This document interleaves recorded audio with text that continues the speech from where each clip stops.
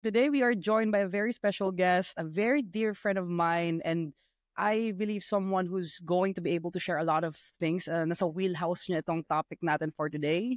I'm not gonna say anything else. Perhaps you could introduce yourself to our audience. Anyway, take it away, Kuya Bryson. Maraming salamat, Gabe, for inviting me, and I'm excited for this podcast. So allow me to properly introduce myself para sa mga first time ako may encounter sa podcast na to, mapapanood, mapapakinggan. I am Bryson Bonsol. I am the founder and owner of Be Blessed Training Information Center. I am a motivational speaker, happiness teacher, a soul coach, and a book author. So kami ni Gabe ay magkaibigan dahil parehas kaming practitioner ng tarot. I am also a tarot consultant.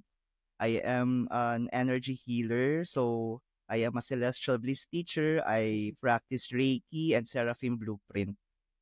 May nakalimutan ka, Kuya. Ano yun? Nakalimutan mo, isa ka ring taong munti ka ng maging pare. on different occasions. Okay. Pero hindi natuto siya. Mukhang papasok pa lang sa gate, nilalak na kagad yung gate.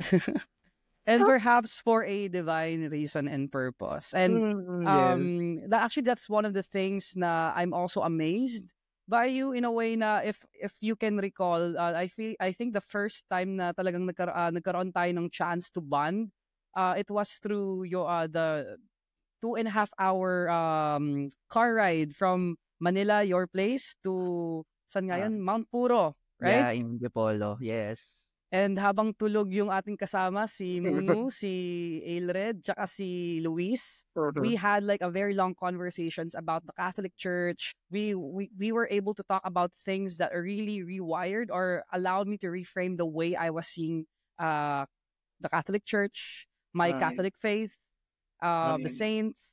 Sobrang mind-blowing sa akin yon. And I actually, I was asking myself na if magpa-podcast ba tayo ulit, may mapag-uusapan pa ba tayo? Because I feel like we've already talked about it all. Oo. Kung saan na lang dadating yan. At saka pwede rin naman nating pag-usapan ulit yung pinag-usapan natin dati. I'm sure may bababa sa ating downloads or inspiration, divine inspiration, para ma-bless din natin yung mga listeners and viewers natin. For as long as I've known you, you've always had a very strong Catholic faith. Again, that's one of the things that I really admire about you kasi I've heard your stories about how, you were tried and tested a lot of times. Muntikan ka na maging ibang religion. I think we talked about that in the last podcast. But now I am seeing, a very different Bryson, especially you led us into a prayer before we even hit record. Pero maybe you could share a bit about your Catholic faith and perhaps yung upbringing mo or your foundations as Bryson, this very healing person, to be with, to talk to. And I know a lot of people can testify to that. Sisimulan ko since bata ako. Pwede naman. Okay. So, Catholic upbringing, nag-aral ako sa Catholic school run by sisters, MIC sisters. So, nung grade school, tapos bata pa lang talaga ako, I know to myself na mahilig talaga ako about spiritual things. Doon sa bahay namin noon sa Manila, it's an extended family. We live with my grandparents, mga tito-tita. So, 5 floors yon, I remember. For some reason, hindi ko alam kung tunay, baka nag-acting-actingan lang, yung house help ng aking lolo at lola ay sinapian. So, alam mo yun? So, bata pa lang kami, namulat na kami sa may mga ganong bagay pala. So, nasa first floor kasi kami, yung family namin. Second floor, nandun yung lola ko, tapos yung house help. Tapos, anyway, naririnig ko yung exorcism. Pero, for some reason, tatandaan ko, hindi sila kumuha ng Catholic priest. Ang kinuha nila parang healer, albularyo, ang tawag sa kanya, apo. Tapos, dun sa ground floor namin, kasi sa first floor, tapos may ground floor, may garahe, may mga malalaking images Tapos, basta may kakaiba na parang ano to, tapos may mga kung ano-anong sabi mga kung ano-anong mga amulet para daw hindi daw sumanib sa amin yung, yung bad spirit, ganyan. So, you see, bata pa lang, namulat na ako sa mga ganong bagay. Tapos natutuwa ako pag kami mga nagkukwentuhan about yung mga nag-near-death experience. May mga kapitbahay ako na nagkukwento ng mga narating daw nila yung heaven, pero pinabalik daw sila, yung mga ganyan. So, natuwa ako sa mga ganong mga bagay. Kaya pati pagka sa mga balita, pag may halimbawa yung Halloween special ni na Magandang Gabi Bayan, yung rated K, yung mga ganyan na pinag-uusapan yung mga nakakatakot, mga kung ano-ano, pinanonood ko talaga. So anyway, nung after grade 6 graduation, so Catholic school, grabe talaga yan, talagang conservative Catholic.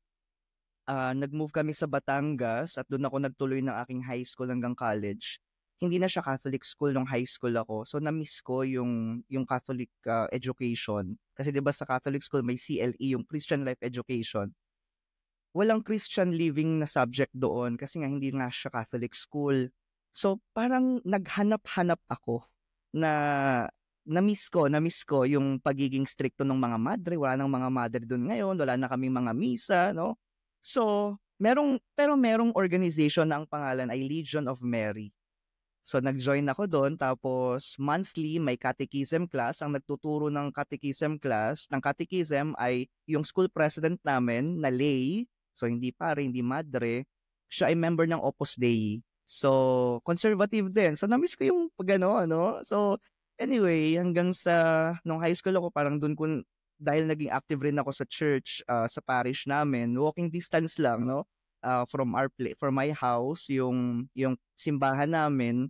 So, naging active sa theater, sa simbahan. And from there, dun ko narinig yung kung may calling ba o ganyan, yung tawag, no? Vocation to priesthood. There's a strong attraction to it. Kasi, nakwento ko na to sa iyo noon, nung high school ako, sabi mo rin kanina sa introduction na muntik na akong magpalit ng religion kasi doon sa aming school na ako rin ay member ng theater organization, merong isang fellow theater member na I look up to. Kasi magaling na actor, no? So sabi niya, Bryson, invite kita sa aming church. Sabi ko, okay, sige kuya. So nagpunta ako sa church na yon. Ang galing nung preacher. Talagang na-brainwash ako. Alam mo yon, susunduin ka talaga sa bahay mo, tas ihatid ka. Tapos punong-puno yung chapel nila ng ng mga Katoliko. No? So nandun ako sa unahan, tapos may part doon na pagkatapos mag-preach nung preacher nila, may question and answer. Wow. Second year high school ako noon, I was wearing a crucifix necklace. So, nagtaas akong kamay. 14 years old ako noon, ha? Nagtaas akong kamay. Bakit po ganito? Ayan, ba't po wala kayong ganito? Bakit kaming mga Katoliko may ganito? Gagawin niya, ito may Bible ako dito. Bukas siyang Bible, bubuksan niya, tapos, talaga, nakasulat nga sa Bible. Sabi ko, shucks. Di syempre ako, na wala namang grade school ako, nag-graduate ng Catholic school, pero hindi naman ako masyadong, di ba, yung foundation kung bakit. So, my gosh, cut a long story short, by the way, pinaalis pa nga nung preacher, sabi niya, alisin mo yung crucifix mo, kasi yung church nila walang krus. So anyway, tinanggal ko pa yun, no? Siguro natakot. Swang yarn. Anyway, tinanggal ko out of respect, sige. Yes. So, nabe-brainwash na talaga ako. Talagang, hindi na ako nagsasign of the cross pag nagsisimba ako. Tapos meron akong images nun sa kwarto ko ng Sacred Heart at saka Immaculate Heart. Si Jesus tsaka si Mary. Alam mo ginawa ko, Gabe? Nakwento ko na ito sa'yo, no? For the sake of our listeners, pinunit ko talaga yun. Pinunit ko yung images na yun. Tapos, basta muntik na. Niligtas ako. I would say, Mama Mary saved my Catholic faith. No? Kasi, member nga ako ng Legion of Mary. Ang nagkataon, yung aming moderator, club moderator sa Legion of Mary, siya rin yung club moderator namin sa teatro. So sabi ko, hala, baka hinahanap na ako ni ma'am. Kasi hindi na ako nag-a-attend nung rosary praying namin, pero active naman ako sa theater. So, parang nahihiya ako. So, ang ginawa ko, sabi ko, okay, baka may hindi lang ako naiintindihan about my faith. So, luckily, yung president ng youth organization namin simbahan, may inabot sa akin na maliit lang na parang ano lang siya, pamphlet lang, Q&A about the Catholic faith. And so from there, bumili pa ako noon, second year high school ako noon, ang baon ko lang, gave 20 pesos ha. Inipon ko yon, bumili ako ng worth 400 plus pesos. Compute nyo na lang kung paano ko makabuo ng 400 pesos tigbe 20. Ganyang kakapal na libro, ang pangalan ng libro ay Catechism of the Catholic Church. So nando talaga yung turo, basic teaching ng Catholic Church. And from there, mas yung thirst ko and hunger for that, sabi ko, mali yung turo nila, tama yung turo namin. Sabi ko, gusto ko maging pare para magagather ako ng mga tao. Turo ko yung tama, ganyan. So anyway, hanggang sa hindi naman ako natuloy. Tapos fast forward college, Catholic school naman ulit. So I studied in De La Salle pa. At dahil nga nagsimula yung hunger and thirst ko for spirituality, no? Na yung gutom ko, yung uhaw ko para I want to learn more. So, ang kinuha ko nung college ako ay Bachelor of Secondary Education, major in Religious Education. So, yun. Kaya mas lalong lumalim yung aking appreciation sa Catholic teaching, sa pagiging Kristiyano. Tapos doon ko naman na-meet yung De La Salle Brothers. So, pumasok rin ako sa De La Salle Brothers as a postulant. Akala ko magla-La-Salle Brother ako, pero after discernment, I left. So at least sinubukan ko. Tapos from La Salle, nag-work ako sa Ateneo 3 years as a campus minister. So I giving recollections and retreats. And then nag-resign to become full-time in my own training center. Mga recollection retreat, mga talks, happiness workshops, stress management. Hanggang sa fast forward, nung pandemic, sabi nila, yun ay great awakening. Feeling ko naman, mulat na ako noon pa kasi kahit bata pa lang ako, mahilig na ako sa mga something mysterious, something strange. So kahit nung nagtatrabaho pa ako nun sa Ateneo, may mga crystals and gemstones na ako. So may mga ganito-ganito na rin ako, no? Mga suot na mga crystals and gemstones. Naniniwala na ako sa energy. Okay? So mas lalo siyang lumakas. Mas lalo siyang bumukas nung nag-pandemic. At doon nga ako nag-aral ng mga online classes, mga panahong yon, di ba? So, ng tarot, ng energy healing, ng intuition, at marami pang iba. So, fast forward. I have a question though. Yeah. Sige, sorry. Before I cut you off. Yeah, so fast forward. So, ngayon, I am able to incorporate na all these things in my personal journey and my spiritual life, spiritual journey. I have a question though, Kuya Bray. Isn't it like contradicting your Catholic faith when you wear crystals or if you read the tarot? I mean, what's your perspective about this? Because I feel like there's still a lot of Catholics who's in that kind of mindset. Pero seeing you, you're pretty happy, I would say. Ang ganda ng aura mo. Thank you. You do a lot of good, facilitating recollections for kids, helping them navigate their spirituality. Dami. So how do you find balance with that? Like, do you still consider yourself to be Catholic, even if you, let's say, you're now exposed to the teachings of, let's say, the Buddha, or let's say the teachings of like spiritual esoteric teachings na hindi pa siguro ganun ka-accepted sa church? Like, how do you consider yourself? Yeah, I'm still a Catholic. I'm still a practicing Catholic. Pero yun nga, in the perspective naman ng mga Catholics na conservative, at yung iba rin naman, yung kahit yung mga nominal Catholics by name, na hindi rin naman alam yung teaching na simbahan, pero pag nakita yung ginagawa, magtatanong sila, magugulat sila, hala, di ba bawal yan? Hala, di ba ganito? Okay, sige. Sa totoo lang, attracted na ako sa ganitong bagay, bata pa ako, pero may fear because of my Catholic upbringing. Ang nagpabukas lang talaga sa akin kasi I know of some priests and even mga madre na into energy healing. Tapos meron pang isang priest na binasa ko talaga yung ano niya, yung parang background niya, may mga writings rin about him, tapos may mga na-interview rin ako na naging teacher nila itong pari na ito na isang sikat na psychologist, no? Tinaturing nga rin siya na one of the founding fathers of Filipino psychology.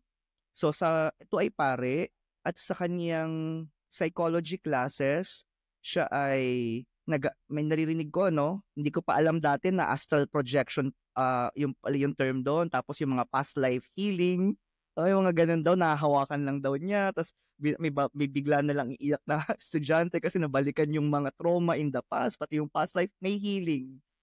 Tapos nakita ko sa isang write-up na may mga tarot cards din pala siya, saka mga crystals. So parang yun yung nagbigay, hindi parang, talagang yun yung nagbigay sa akin ng lakas na, ito nga, pare, Sa totoo lang, nung nag-aaral na ako ng tarot online, kinakabahan rin ako. For all you know, meron akong katabi ditong exorcism crucifix. May Saint Benedict. Nasa na ba yan? Pakita ko, gusto mo kunin ko, mabilis lang. Few seconds. Yes, please. So this is an exorcism crucifix. Ayan, so may Saint Benedict medal yan. Okay? So nandito yan, katabi ko yan habang nagta-tarot class, habang nagka-class about intuition, intuitive awakening. Kasi baka mamaya may makita akong something. Pero wala. Tapos, pinagdasalan ko rin yan. Ngayon, natutuwa naman ako kasi when people come to me, kasi ini-incorporate ko rin siya sa soul coaching, no? When people come to me for tarot reading, for soul coaching, I ask them, are you open for example, soul coaching, are you open to tarot reading or oracle reading? Alam mo, natutuwa ako kasi nababago yung perspective nila sa buhay. From doubts, from being fearful, doubtful, nawawala yung takot nila, nagkakaroon sila ng pag-asa. Tapos, yung iba pa nga umiiyak sa harap ko. Kasi hindi ko naman alam yung story nila, pero pagka nandun na yung cards, binibigyan sila ng messages from their angels, from the source, the divine source, dire-diretso lang, no? Yung download, so to speak, dire-diretso. So, maya-maya umiiyak niya, mamaya nagbabago na yung pananaw sa buhay. Napakaganda kasi kung titignan naman natin yung teaching ng church, it's really about giving hope, no? Giving hope and giving light. So, ako on my end, alam mo, pagkatapos kong mag-tarot read or angel reading or oracle reading, tapos nakita ko na nagbago yung pananaw ng tao, it's a humbling experience kasi sino ba naman ako? At natutuwa rin ako how things work kasi hindi ko naman alam yung storya ng tao kung saan na lang binibigay, no? So, yung sa tarot, yan. And then sabi mo kanina yung mga crystals and gemstones, parang against nga ba yan sa turo ng simbahan? Alam mo, nung nag-post ako nung ganyan, pati yung nung pandemic, nakikita rin ng iba kong mga friends na, mababait tong mga to, no? Mga Catholic talaga sila, Catholic practitioners talaga sila. Nung nakita nila, nag-reach out sila, nag-message sila, Kuya Bryson, hindi ba yan ay against sa Catholic Church, di ba? Tas one time, meron pa nun, may isang page, may isang Facebook group, no? About sa bahay-bahay, mga ganyan. Mga pag-design, siguro member ka nun, wag na natin banggitin. So, member ako nung group na yon, no? Tapos may nagtanong, paano daw ba magiging maaliwalas yung bahay? So, nag-suggest ako. Nag-comment ako, sabi ko, you may want to do this and this. Sabi ko, okay, so you may want to, of course, include crystals and gemstones, ganyan, because they radiate positive energy, no? Tapos biglang may mga nag-comment doon ng mga Catholic. Sabi nila, naku, against sa Catholic Church, ganyan-ganyan. So, sinagot ko naman ng maayos. Sabi ko, for all you know, ito hindi alam to ng lahat, ano? Sa Catholic Church, may tinatawag rin na mga mystics, no? May mga saints na mga mystics. Sa kabatiran ng mga tao, ng mga nakikinig sa atin kung ano yung mystic, ito yung sasabi ating nakikita talaga nila beyond the teachings, yung spirit world. No? So, nakikita nila yung mga angels, yung mga devil, yung colors.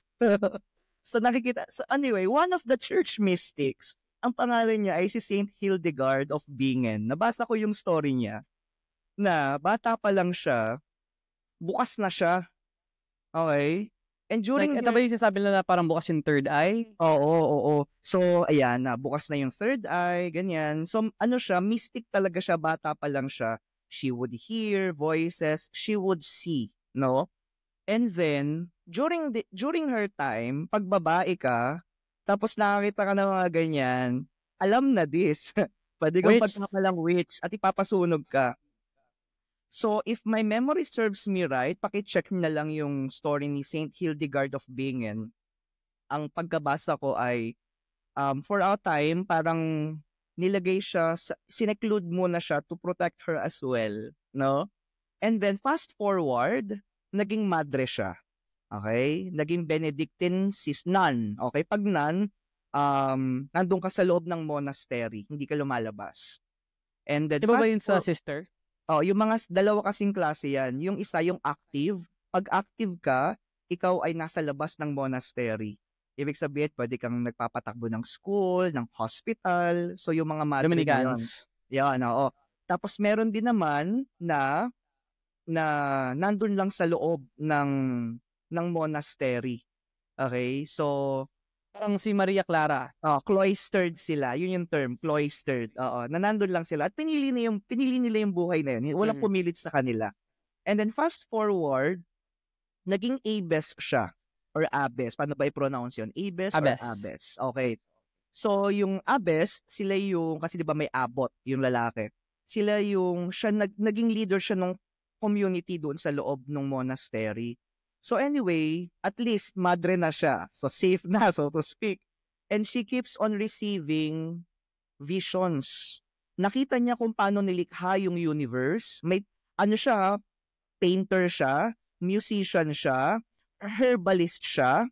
Herbalist? Okay, paano pag sinabing herbalist, nakita niya kung paano, doon rin sa description, kung paano pumasok yung spirito ng Diyos doon sa earth, pati doon sa mga gemstones and crystals. Mga talaga ako. Tapos pinaint niya, nakita niya sa vision niya, this is how creation started, the Spirit of God, blah, blah, blah.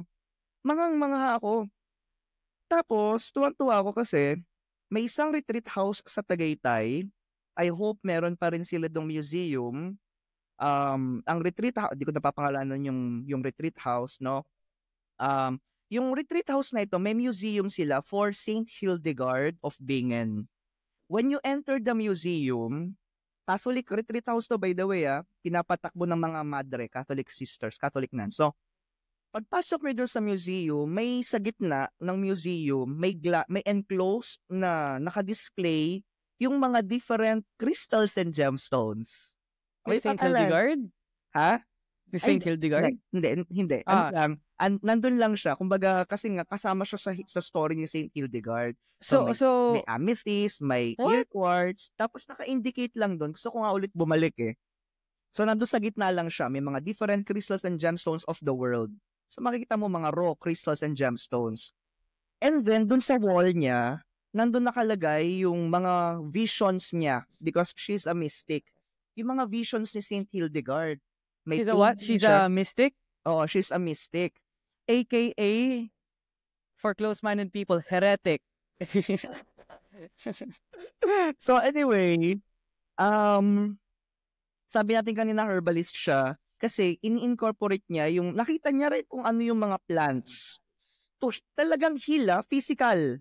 Tapos may libro siya na nakasulat, naka-record yun. Marami siyang mga sinulat na libro. She has her own spell book, like herbal potion book. Yun na yun. Pero yun ay galing sa kanyang vision. Wow. Okay? Gumagaling yung mga tao. Okay? Pati yung crystals, alam niya kung para saan yung crystals and gemstones gagamitin. Sa sakit niya sa sakit ba ng ulo yan? Sa tummy ache ba yan? Whatever. So, kahit siya ay madre na sa loob ng sarili ng monastery, pag may sakit yung mga madre, titimplahan niya ng mga dahon-dahon. Gumagaling. Okay? Wow. Tapos, rin siya, clairaudient rin siya. So, narinig niya yung kantahan ng mga angels. Rin siya, sinulat niya talaga, nakanota yan, yung notes noon, no?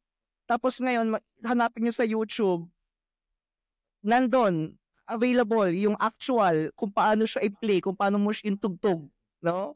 Anong take ng dito ng mga conservatives? Because we know that the church is kind of split at the moment. We are in the midst of like leaning towards conservatism or more of a liberal approach to the church. Pero let's consider na itong kwento ni Saint Hildegard. This is kind of very liberal, like being outside of the traditions of the church in a way that's still respectful and that still holds the values of the church intact. Yeah. How does conservative people view si Saint Hildegard? Hindi ko alam. Because you're not a conservative. Sana kilala nila. Kasi naman, ang pinag-aralan rin nila yung buhay ni Saint Hildegard. Siyempre, bago ka i-canonize, bago ka i-deklarang santo or santa ng Catholic Church, pag-aaralan, bubulat-latin talaga buhay mo, lahat ng mga sinulat mo, lahat yan. So, I heard this is one of the most, parang time extensive, very talagang kailangan pulido yung research before this even goes into beatification or before canonization. So, 4 na stages yan ang alam ko. Ikaw ay magiging servant of God muna. Tapos, may isa pa, I forgot. Alam ko 4 yun eh. Tapos, blessed, and then saint. Anyway, so, maraming process. So, may tinatawag pa nga noon, ang tawag doon ay devil's advocate. Ang role ng devil's, pero iniba na nila yung term. Pero ang role ng devil's advocate ay questionin yung buhay mo. Kumbaga yung role niya, maging kontrabida ka. Na sabihin niya, itong tao na to ay hindi karapat dapat maging santo, i-declare na santo. Yun yung role niya. Okay. And the goal is to show evidence of intercessions and miracles? Oo, so may ganon. So, tingnan mo rin, kahit yung simbahan, humihingi ng sign. May process dyan. May dyan, parang to layman's term, committee. Na bubulat-latin talaga yung buhay mo. At kapartner ng simbahan, ang science. Okay? Kasi most interesting. Dati kasi ang thinking, magkalaban ng science and church. No, hindi sila magkalaban. Actually, they complement, no? At maraming mga santo, mga pare doon rin, kahit mga madre noon na santa na, ay mga scientists. So anyway, para ma-elevate ka sa sainthood, kahit nga doon sa pagiging blessed, it requires like parang at least 1 miracle, no? At yung miracle na yon, most of them connected siya sa health. Yung mga wala ng kagalingan, yung mamamatay na talaga. Tapos kasi may nilalabas na mga prayers yan, yung simbahan na approve, may imprimatur, no? Dadasalin mo yon na through the intercession of this person, pag gumaling ka, i-report mo yon sa simbahan. Tapos backed by the hospital, mga doctors, na shocks, gumaling nga siya. Okay? Actually, meron tayo ditong case niyan sa Philippines, yung founder ng Religious of the Assumption, yung mga Assumption Sisters, yung mga, di ba, Assumption School, no? Yes. Yung miracle para maging saint, si Saint Marie Eugenie, yung foundress ng Religious of the Assumption, yung recipient ng miracle ay isang Filipina. Oh, wow. Isang Filipina na walang kagalingan, parang something with the head. So, alam ko, assumptionist rin yung bata. So, nagdadasal doon kay Saint Marie, humihingi. Yun yung term, humihingi ng prayers. Okay? Kasi yung thinking ay, these are holy people. Sabi rin ni Saint Paul, the prayers of the righteous are very efficacious, very effective. Gumaling yung bata. So, pinag-aralan, ba't gumaling yun? Wala nang kagalingan yun. Alam na talaga nila yan eh. Dinala ngayon sa Vatican, pinag-aralan, gumaling. Until now, buhay pa yung bata. Anyway, so, cut a long story short, na-declare siya na santa, si Saint Marie Eugenie. Wow. At modern lang yan, ha? Panahon yan ni, I think, the former President Gloria Macapagal-Arroyo. Kasi si GMA, Gloria Macapagal-Arroyo, Assumptionista. At yung bata na gumaling nga, pati alam ko si GMA rin, nag-attend rin nung canonization. Okay? I think this was during the time of Saint John Paul. Pope John Paul II na ngayon ay Saint John Paul II na. So anyway, going back to your question, pagdating nga dun sa mga mystics, no? Maraming mga mystics ang Catholic Church. So, tinitignan, for example, yung kay Saint Hildegard, kasi ang church naman kasi, ang sinasabi lang, we don't worship. Tama naman. For example, ito, excuse me, this is an Amazonite gemstone, no? Yung energy that this radiates comes from the divine source, God. So, Yes. nagiging instrument All is lamang one. ito. Ang thinking nung iba, pagka gumamit ka ng mga ganyan, parang we know worship mo na. No, we don't worship them. We worship is for the divine source alone, God alone.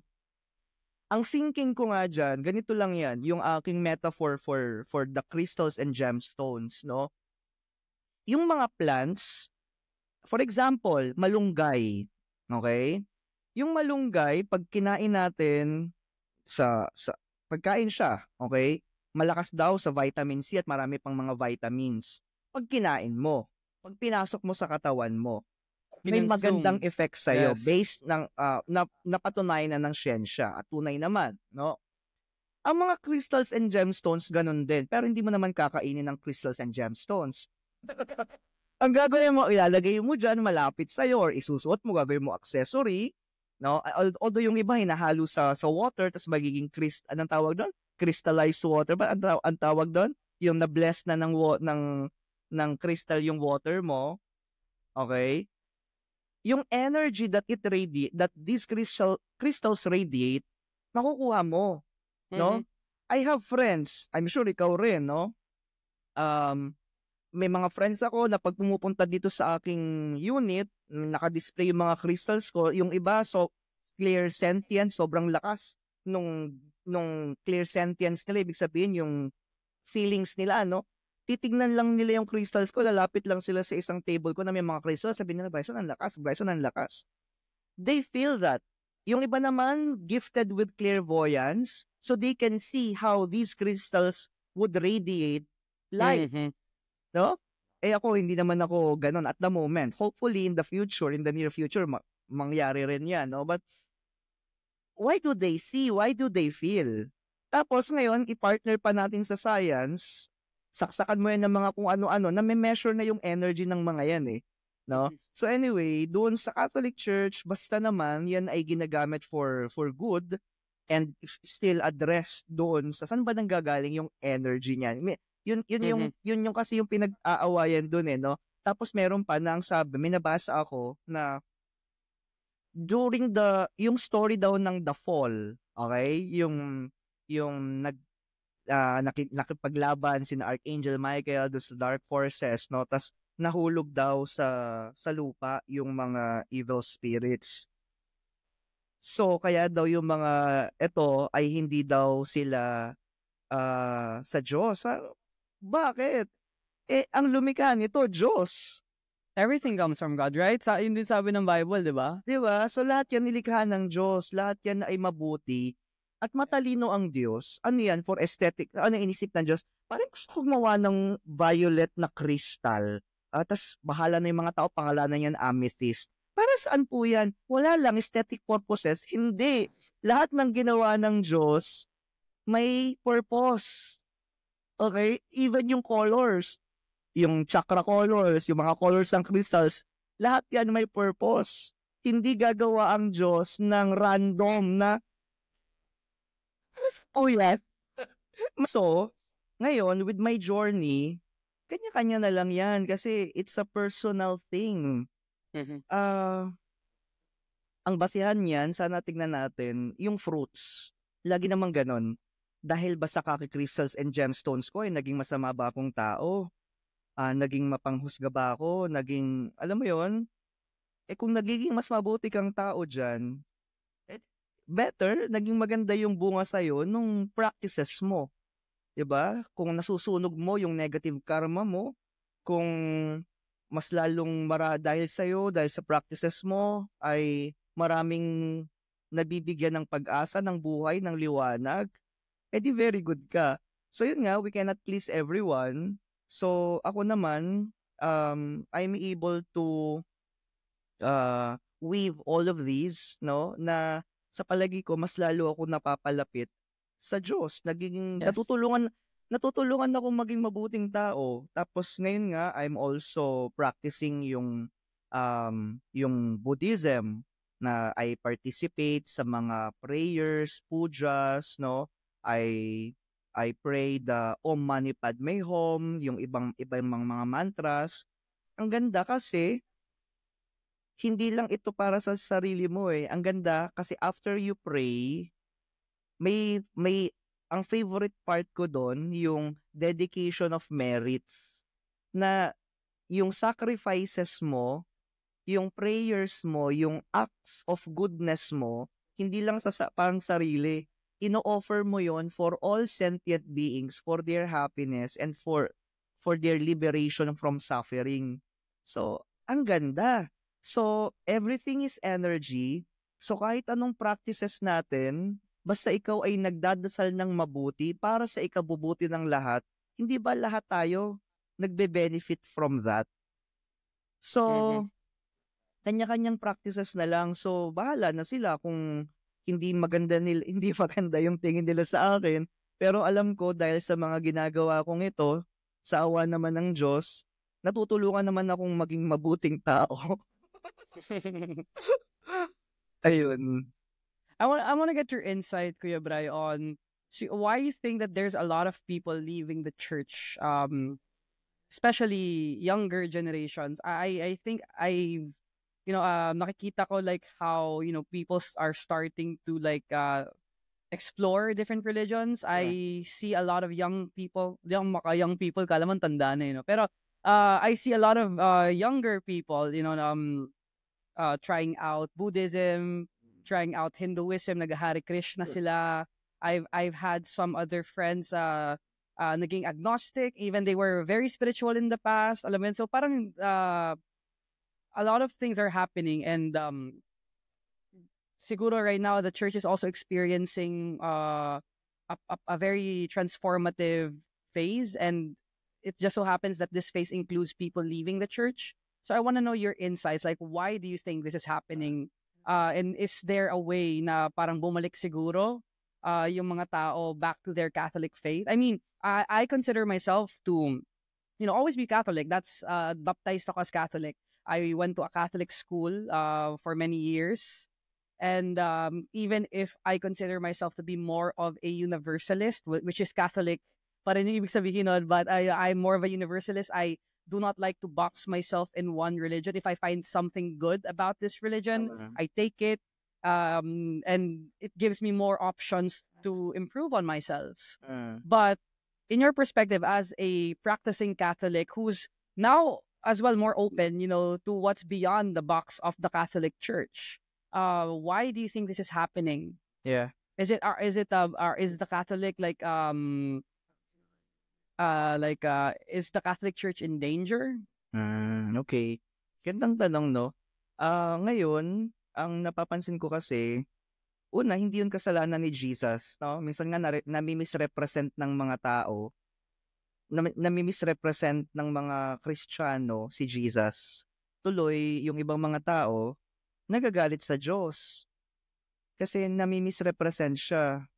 Halimbawa, na ang Diyos ay mapagparusa. So tuloy, moralistic, legalistic.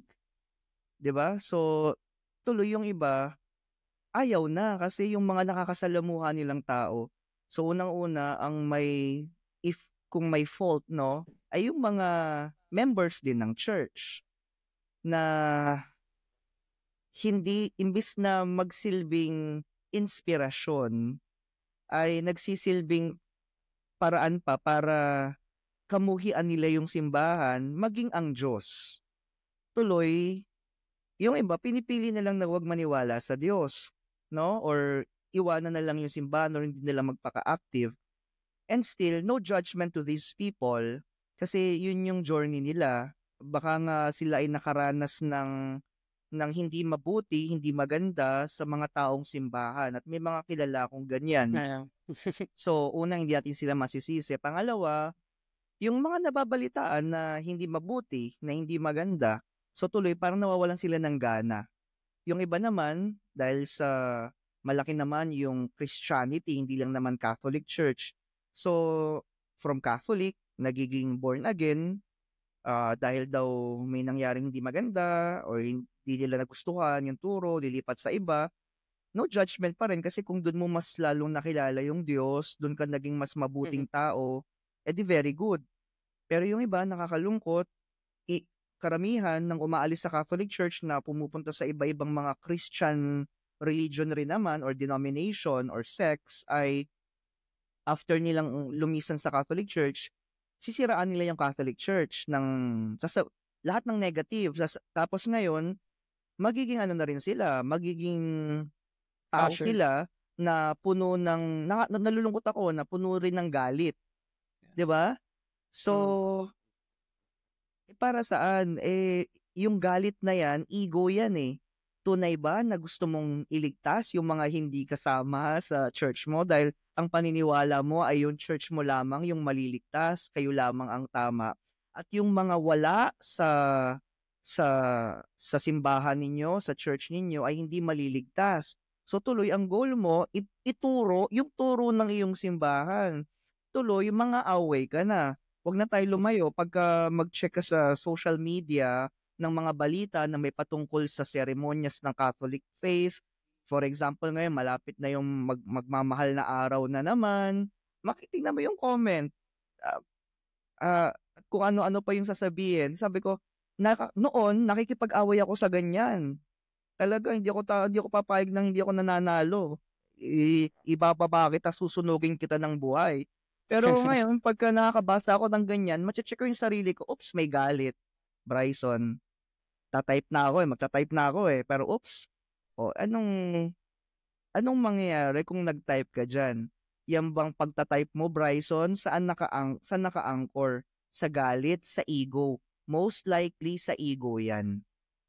Kasi hindi ka magagalit, hindi ka manggigigil kung sa palagay mo, ikaw ay guided ng Holy Spirit. Exactly. Kung nasa Diyos ka. So, hindi ka natuloy magagalit. Kaya, kung magkakaiba man yung pananampalataya, kung gusto mong magbago yung isa, ipagdasal mo, wag mong pangaralan, hindi, sasabihin pa ng iba, hindi, sabi sa Bible, hindi yan matututo kung walang mga ngaral. Nakakalungkot. Kasi ganun, na-twist. Everything is, mind game rin siya no? Sabi ko nga, muntik na akong ma-brainwash. At nung nabe-brainwash na ako, nagagalit na rin ako sa hindi kagaya nung practices na akala ko noon, yun yung tama. So, bakit umaalis yung mga tao? Kasi dahil rin sa members. Pero doon sa mga Catholics na parang nawawala na ng gana, na parang hindi maganda yung nakikita nila, hanap lang kayo ng community kasi merong community na magre-resonate ka, no? Tulad ng iba, akala nila pag Catholic Church, galit sa LGBTQIA+ community. Pero magugulat kayo, meron ring mga simbahan, meron ring mga Catholic institutions, Catholic schools, universities, no? Na poprotekta at pinahahalagahan at kinikilala ang LGBTQIA, no? Meron pang ang Catholic school, hindi ko na i-mention, nakikita naman nila yan na pagka Pride Month, meron pang pamisa para sa mga members ng LGBTQIA. Talagang Catholic school ito na buong yung week na yon may parang meron silang awareness, no? Awareness campaign na may mga ganitong tao na kailangan nating maging aware na may karapatan din kagaya natin. Sa mga ganyan. So, pero may mga conservative. Hindi talaga mawawala yun. Duality talaga. Oo, duality talaga. Boring ang buhay pag white lang, pag or black lang. No, it's so boring. Okay lang yan, iba-ibang kulay. Basta tayo ay sa tama. So, pag pinanghihinaan kayo ng faith ninyo, hanap lang kayo ng community within the Catholic faith, no, na magre-resonate kayo. Diba? Na Do you think ba kuya that it would be possible like in the future that the Catholic Church would in a way sway away from the things na a lot of people in this current generation yung parang yung kinaayawan? Do you think that there's potential that the church would be more inclusive, the church would be more open? I mean, with all the great things that Pope Francis has been doing, reforming the church. As I've also read na yung decision niya to allow blessings for divorced people or for same-sex partnerships, that really raised a lot of eyebrows. Even mga cardinals niya, I've read na parang may mga hindi sumang-ayon. But do you think that his vision, the Pope's vision for a more inclusive church, do you think that would be possible in our lifetime? Yeah. At nagsimula na nga, as you mentioned, dahil kay Pope Francis, no? At yan naman ay hindi overnight thing. So, nagtanim. At pag nagtatanim naman, may moment na nag-grow yan. At saka yung harvest part, no? So, nakakatuwa dahil ngayon, pinag-uusapan na yung mga ganitong bagay. And like before, na conservative talaga, sarado. Makikita mo na guided talaga ng Holy Spirit kasi nag-i-evolve yung simbahan eh. Okay? At hindi nga boring rin ang simbahan. Hindi boring ang simbahan. So, nag-i-evolve siya base sa pangangailangan. No? Ang tawag nga dyan, the signs of the times. So, kung ano yung pangangailangan ng simbahan. Pero, sa palagay ko, it will take time dahil matagal talaga yan. No? Siguro, not in our lifetime, pero nagsisimula na siya, no? na ganyan. Babalik pa rin talaga sa turo na ni Jesus. Simple lang naman ang turo ni Jesus kasi mag-ibigan kayo, period. Nakasulat sa Bible. Malalaman ng mga tao na kayo'y mga alagad ko kung mag-iibigan kayo. Period. Yun lang yun. That's the greatest teaching. Ewan ko ba, nag-divide tayo, naghahati-hati tayo, no? So, iyon. What do you think of Pope Francis as our Pope for this current times? Do you like him? Do you agree with him? I know this kind of controversial since there are certain people or certain institutions that does not agree with the head of the church. Yeah. Pero personally, what do you think of the Pope? Napakagaling, no? Napakahusay. Talagang walking saint din ito kung kagaya ni Saint Mother Teresa. No? Naabutan ko, by the way, si Mother Teresa, grade school ako noon. Nung buhay pa siya. I wasn't born yet.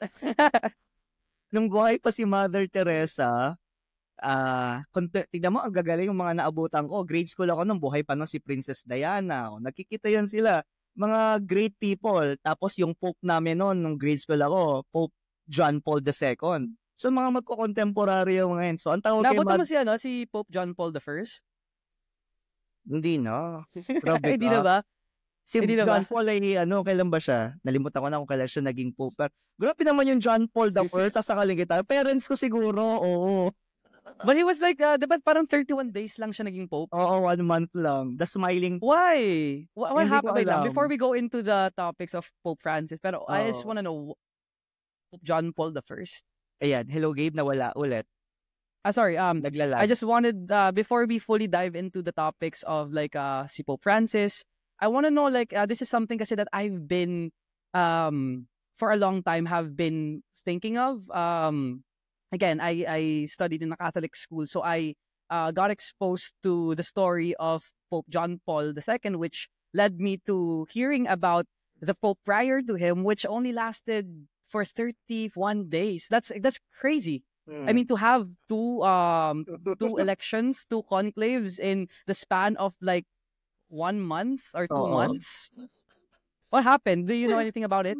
I forgot na the story. May mga haka-haka lang. Haka-haka lang naman na siya daw ay nilason, ganyan. Hindi ko alam, no? So, hindi ko alam kung tama ba yung nabasa ko. Pero yun na may haka-haka lamang, sino ba na magagawa noon in this modern time. Pero hindi natin alam yung plano ng Diyos. Malay natin, introduction lang talaga siya para ipakita kagad si John Paul II. Diba? I always believe na that everything has meaning. Everything is connected. Everything has meaning. Nothing happens by chance.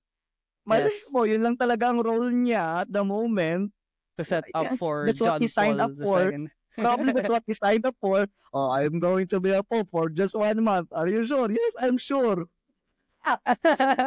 What an experience for the guy.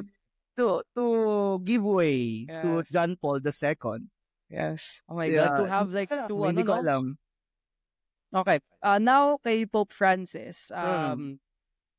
Well, there's a lot of things happening. I mean, as we are filming this podcast, thankfully, unfortunately, Pope has been, yung health has been improving, but he did go through like a lot of health battles recently. Yeah. I think it started February 14th. Parang na-admit siya sa hospital.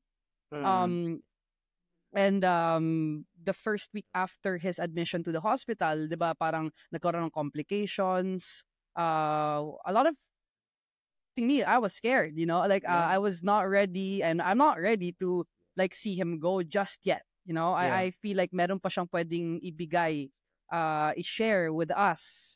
But now that we are where we are, and even if the Pope is still well and alive right now, and there's a lot of talks, like preparations. The Swiss guards have been preparing as well for any unexpected passing siguro. But what does this mean for the church? I mean, what does Pope what does it mean for us or the whole world na si Pope Francis right now is in a critical state? We don't know what's gonna happen. Yeah. So, second question yan. Yung first question muna, yung kanina. Okay. Yung parang, anong tingin mo kay Pope Francis, ganyan. Oh, yeah. Sorry, yeah. So, natuwa ako kasi nung siya na yung naging Pope noon, nalimutan ko na kung kailan. But anyway. 2013, tama. 2013 nga yun. So, yung story kasi, nung siya na yung, kasi di ba binabasa yung conclave, halimbawa, Bergoglio, paulit-ulit ang Bergoglio, na talagang... Were you watching? Sarado yun, bawal yun, conclave No, I mean, yung ina-announce na, were you tuning in the television? Hindi. Yung Habemus Papam, hindi. Pagkagising ko na, nung pagkagising ko nung yun nga, yung 2013, I forgot which date yun. Pagkagising ko, may Habemus Papam na ako. Yeah, oo naman, no? So, babalikan ko lang ulit yung first question mo kasi may magandang story talaga na nangyari. Nung narinig ko na lang yung Bergoglio, yung mga cardinals lumalapit na sa kanya nung alam na ito na siya na yung bagong papa, di ba? So, nasa conclave to Tapos, yung mga cardinals nilalapitan siya, nire-remind siya, sabi sa kanya, wag mong kalimutan yung mga mahihirap. Wag mong kalimutan, remember the poor. Tapos nung habang gano'n na, kino-congratulate na siya ng mga cardinals, syempre mag-iisip ka na ng pangalan mo, di ba, na for the Pope, as a Pope.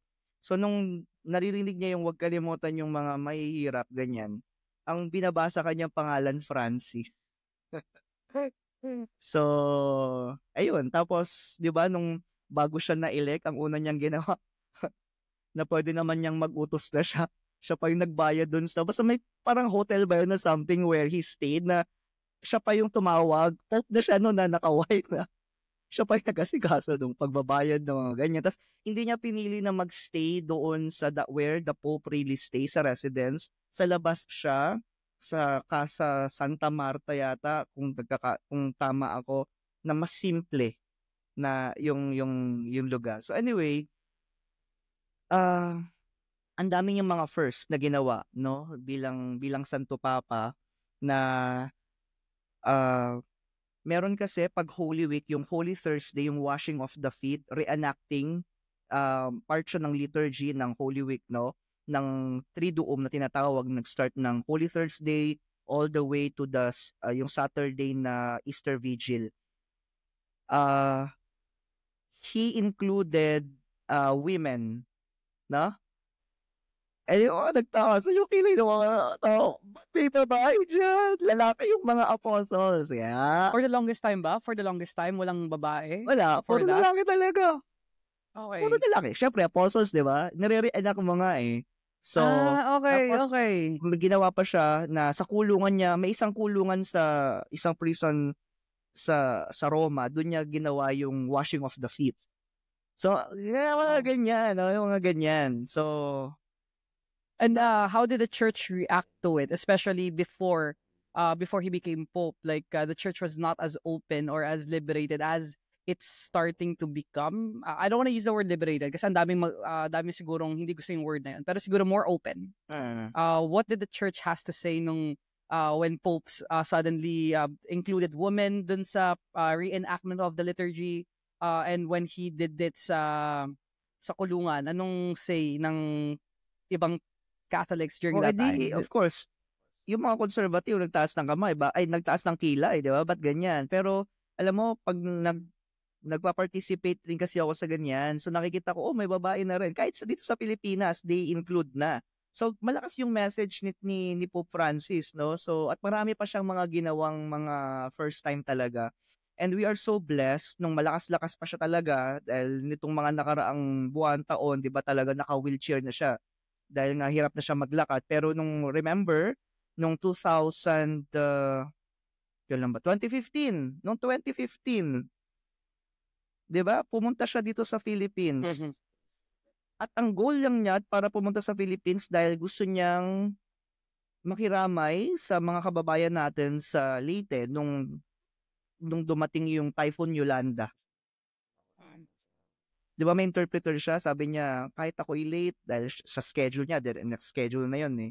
Yun talaga yung goal niya. Wala siyang ibang goal kundi yun talaga yung puntahan niya, yung nasalanta nung Typhoon Yolanda. So hanggang sa dahil nandito na siya sa Philippines, marami siya tuloy inikutan, pero yun talaga yung main niyang pagpunta. Napaka-personal nun, hindi ba? So napakabuti nito ni Pope Francis. So maraming nabuksan, maraming napabalik sa, I would say, sa Catholic Church. Yeah. No? At ang tawag kasi diyan conversion of sinners na pabalik, no? Nagbalik loob sa Diyos, no? At sabi nung iba rin, kahit yung iba na mga hindi Catholic, yung iba na mga, sabi yung iba atheist, no, na I don't believe in God, but something is, I feel something about this Pope, nagugustuhan daw yung aura ni Pope Francis, ganyan. So, very inclusive si Pope Francis, very true to his name, Francis, kinuha kay Saint Francis, being the patron of the environment, no? Kaya yung sikat niya na encyclical, yung Laudato Si, no? Yung Laudato Si is praise be. Yun yung first part ng prayer ni Saint Francis of Assisi, praising God for his beautiful creation. So, yung pagpapahalaga sa environment, no? So, very inclusive. Which is one of his biggest advocacies. Diba sa climate change, si Pope Francis, he's very vocal on that. Yeah, oo. And because he is also a chemist, ano rin siya, he knows things about science. So, alam niya talaga yung nangyayari sa mundo. So, ayun. So, for the Pero first... why do a lot of people not like him? Kasi nung nagbabasa ako ng comments, like researching on this topic, I was seeing like a lot of contrasting comments. Like there are a lot of people who are, just in love with Pope Francis, including me. Pero there are certain people na parang thinks that Pope Francis was the worst pope in recent times. Yeah, tapos ang tawag pa nung iba sa kanila, kay Pope Francis, he is the Antichrist. Siya na yung nasa hula, ganyan. Tapos meron pang iba na hindi siya kinikilala na pope. Ang tawag sa kanya, he is a fake pope, ganyan. So, well, ang masasabi ko lang naman, we cannot really please everyone. Ginagawa lang niya yung tama at mabuti nga na siya yung pope para gisingin itong mga ito, no, na sobra rin naman. So, ayun, hindi ko alam kung saan sila nanggagaling, pero if you are really coming from love, makikita mo yung ginagawa nitong tao na to, no? At I feel like it's really just... Sorry? No, continue. Yes, 88 years old na, nagtatrabaho pa. Kahit nasa ospital, di ba? Nagtatrabaho. Yes. I just feel like the people who disagrees or who doesn't like Pope Francis are the people who are afraid to change. Period. Like the changes na ginagawa niya sa church. I feel like Pope Francis has a specific vision of how he wants the church to be like in 20 years, in 30 years, and in 50 years. Yeah. For example, the pomp and circumstances, yung simple lang siya manamit. Yung ibang mga tao na into traditional, ganyan, napakasimple, ganyan, dahil ka pa nung, Diba, before the Pope, he used to wear like red shoes, much more extravagant, like gold crosses, ganon. Big thing yon. Tapos, dati elevated yung Pope pagka may kamit na mga, na may platform na elevated. Pinatanggal niya yun. Gusto niya ka-level niya lang yung mga Really? niya. Oo, tingnan mo yung mga dating popes, no? Elevated yan. Kahit na siguro may mga one foot up. Parang, in a way, rin naman siya, para kita rin. No? Pero pinaalis niya yon. Gusto niya, pag may ka-meeting siya, kahit sino yan, ka-level lang niya. So, wala nang elevated air. Upuan lang.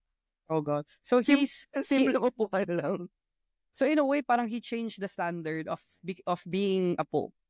So, most definitely na parang mahihirapan, or I don't know, parang we could regress. Pero I do feel like there's only going up from where we are. So, let's say, after Pope Francis, if let's say, may bago ng pope, I don't think na parang,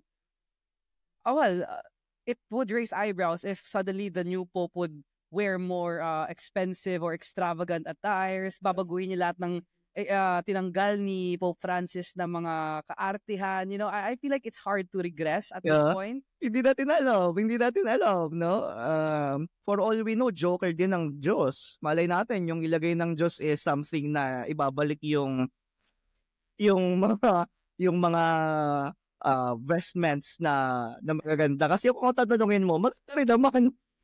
Yeah, maganda naman sa maganda. Oo, naman, di ba? Maganda sa... But it's the messaging, di ba? Yeah. That's true. So, tignan natin. Surprise! Kaya ako sabi ko, okay, kahit na yung pumalit kay Elmawa, mag-resign siya, hindi natin alam, no? So, ang pumalit sa kanya, biglang very conservative. Yun ang gusto siguro. May tinuturo pa rin. No? Babalik tayo sa Vatican I. Why not? Di ba? Minsan nga pag binabalikan ko yung mga picture nung pre-Vatican II, mas gusto ko pa yung sabi, minsan mga joke ko nga ganito eh. Tulad no, may mga kaibigan ako mga madre, yung habit nila dati, yung grabe talaga, yung may paganoon, tapos may parang may aeroplano, no? Mga flying sister. Mga ganun, grabe yung kakapos. Sabi ko, sister, pag ako naging pope, babalik ko lahat, i-require ko, go back to your original habits. Kahit impractical. Kahit mainit, no?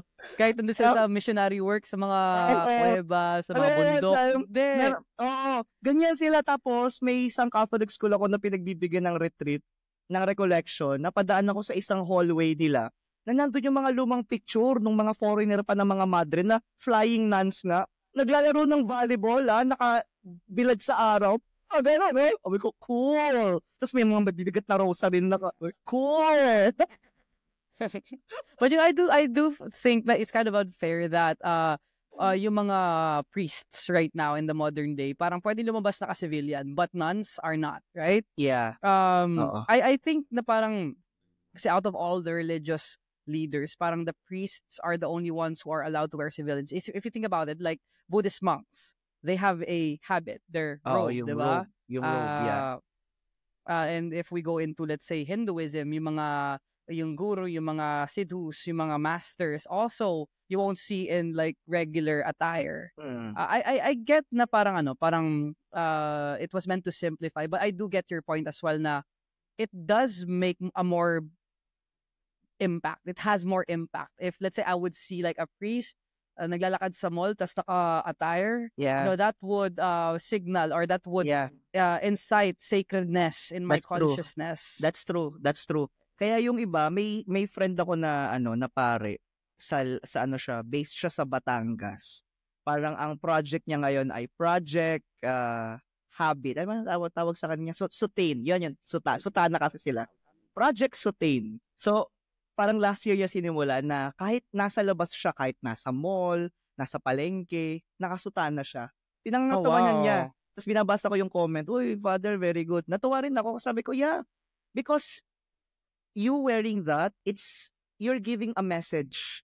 Yes, exactly. Na may sacred, no? Na yes. Hindi sa pinagyayabang mo na pari ka, hindi sa pinagyayabang mo na banal ka o tao ka na Diyos. Hindi. Makita ka lang ng ganyan, mare-remind yung mga tao. 'Di ba? NLP yan, Neuro-Linguistic Programming yan eh. 'Di ba? Kumbaga sa mga logo, 'di ba? Makita mo yung McDonald's. So, makakita ka ng madre, makakita ka ng nakasuot ng ganyan, mare-remind ka na, dapat, mare-remind ka ng about God, of spirituality. Diba? So, maganda yung ganon. Although, yun nga, nung nag-Vatican II, yung iba na may mga habit na mga madre, yung iba wala nang habit, hindi na nag-habit. Tuloy, siguro lang, no, observation ko lang, humina rin yung vocation nila. Ibig sabihin, konti yung nagjo-join. Observation ko, Kasi Can nga, you tell us a bit more about that? Yung iba kasi initial attraction yun yung habit. Ba't ka na-attract sa pagmamadre? Ba't ka na-attract sa religious congregation na yun? Kahit sa mga pagpapare, ang ganda kasi nung habit nila. Parang ang ganda pag-isuot. So, initial attraction, mamaya lalalim na kung bakit ka nagpare o nagmadre. So, makikilala mo kagad by their habit. Tapos natutuwa ako dahil nga aware ako sa mga habits, makita ko lang, alam ko na yung congregation. So, makakagawa ako ng instant connection. Sister, ganito po kayong congregation. Yes, may kaibigan po ako dyan, mamaya kaibigan mo na. Tulad no, one time, nag-MA ako nun sa Ateneo, first day ng klase. May madre nakaupo. Pagbukas ko ng pito, may madre nakaupo. Alam ko na yung congregation ng madre. Sister, ganito po ba kayong congregation? Sabi niya, yes. Nakita ko kasi yung habit niya. May mga habits na magkakaparehas pero minsan makikita mo, mag-iiba yan dahil sa pendant nila. Minsan may crucifix, may Mama Mary, ganyan. Nakita ko yung pendant. Talagang yung pendant na yun for that congregation lang. Sister, ganyan, nag-work po ako sa ganito. Naging kaibigan ko yung madre. Tabi natuloy kami the entire semester. I do get that point. Yes. I agree with that. Mga tao, pagpupunta, may makita na pare or madre, magbe-bless. Or pag may kailangang ipag-pray, pwedeng... As a child, diba? I resonate with that. Kasi as a child, pagka dumadaan kami sa simbahan, tas nakita ko may pare, either naka-full on yung habit nila or yung parang ganun lang dito. Yes. Yung collar. Automatic magbe-bless ako nun. Yeah. So, there is power in habit, there's power in the habit. Yeah. Pero ngayon, sa mga dahil pinag-uusapan natin yan, may mga fake rin, ha? Really? Maraming fake. Fake pare? Ganon? I think sa kalsada. Yeah, I think may meron pa ngayon, nangihingi ng donation, eh. Yes, na-issue yan. Mga nakasutana. Na-issue yan nag-viral yan nung November 1, nung panahon ng All Souls Day. Yung may pare na nag-o-offer ng blessing sa mga puntod pero babayaran mo. Diba? Libre naman yun, yung blessing. So there is power still. There's still power in the habit. Yeah. Right? Yeah. And now, parang going forward, parang how do you see the church evolving? We are seeing a bit of mix or a bit of contrast with being conservative and being more open. Where do you think we are right now, especially with Pope Francis? And where do you think we are going, after, let's say, the time na God will share with us si Pope Francis? Ang church naman, kahit nagpabago-bago yung leadership, tapos yung ways ng world, yung basic, yung foundation na teachings ng church, yun naman yung mga hindi talaga nababago. So yung mga non-negotiables ng simbahan, I'm sure non-negotiables pa rin siya. No? So, mananatili pa rin. Ang maganda naman talaga sa simbahan ngayon, we know naman it's guided by the Holy Spirit. Kaya chill lang eh. Ngayon kasi, halimbawa, si Pope Francis, 'di ba 88 na, matanda na rin naman. So alam naman rin natin na hindi nakagaya nung energy niya noon na bata-bata pa siya. So let's say after 5 years or hindi natin alam, or 2 years or 1 year or 1 month, bigla na siyang kunin ni Lord, hindi natin alam, di ba? Ang simbahan, chill lang yan. Kasi una may proseso, tsaka may pagtitiwala sa guidance ng Holy Spirit. Yung iba nga, nalulungkot ako. Ngayon, current time, it's March 1. Buhay pa si Pope Francis. Pero nung last week, kahit nung first time niyang, kahit nung February pa lang, nakadadala-dala pa lang sa kanya sa hospital, parang buhay pa. May mga lumalabas na yung mga papabili. Sino yung mga next Pope? Pag sinabing papabili, I've seen that. Diba, pag sabing papabili, sino yung mga contenders na pwedeng maging Santo Papa? Sabi ko, ano ba to? Napaka-insensitive naman ng mga tao na buhay pa nga yung Pope. Naglalabas na kayo ng ganyang, ng ganyang mga stories, no?